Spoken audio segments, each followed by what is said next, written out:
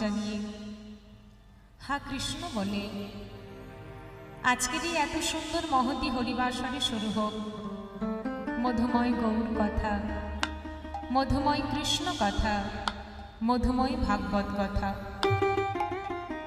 তবে সর্বপ্রথম বলবো বাবা, আজকে আপনাদের এখানে এসেছি, তবে কীর্তন গাইবার জন্য কিন্তু আমার এখানে আসা নয়। আপনারা কেউ ভাববেন না যে আমি কীর্তন গাইতে এসেছি। তাহলে আপনাদের চরণতলে এসে দাঁড়িয়েছি কেন? শুধুমাত্র আপনাদের মতো ভক্তির চরণধুলি মাথায় রাখবো বলে। কারণ হরি কথা এত সহজ কথা নয় বাবা। আমি হরি কথা বলবো, আপনারা আস্বাদন করবেন, এটা কিন্তু এত সহজ কথা নয়।